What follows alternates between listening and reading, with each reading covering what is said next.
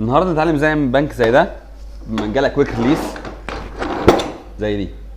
البنك ده طوله 2 متر و10، عرضه 83 سم وارتفاعه 84 سم ونص، والكويك ريليس فايس بتاعتنا تفتح ل 24 سم. وما ننساش ان القرصه بتاعتنا سمكها 8 سم ونص.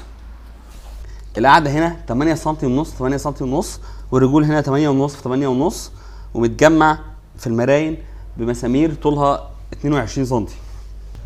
المنجله هنا متبطنه بفل. الفل ده عشان خاطر ما يعلمش في قطعه الخشب اللي احنا هنحطها فيها.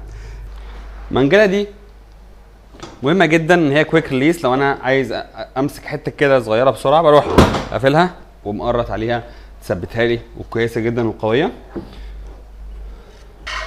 الخروم دي بقى اسمها دوج هولز، وظيفتها لطيفه قوي. بنحط فيها كاولتين كده ونروح شادين عليها حته خشبه، فحته خشبه تبقى قويه لو انا عايز اعمل عليها اي شغل من فوق تسهل لي الدنيا قوي.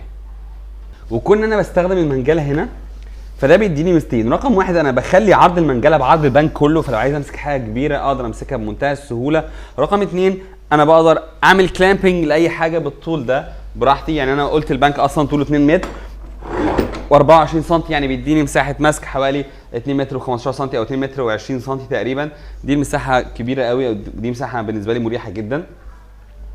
فبالنسبه لي المنجله هنا بتبقى احسن كتير، ان هي متطوره في استخدامها اكتر بكتير من المنجله هنا. طبعا في بنوك عند الاجانب بيبقى فيها التيل فايس والشولدر فايس اللي هي بتبقى هنا، لكن انا بكتفي بالتيل فايس لان هي بتعمل لي الوظيفتين، فانا مش محتاج اشتري منجلتين غاليين وخلاص، لان المنجله دي غاليه مش رخيصه، فمش حاجه سهله ان الواحد يشتريها. بس على كده.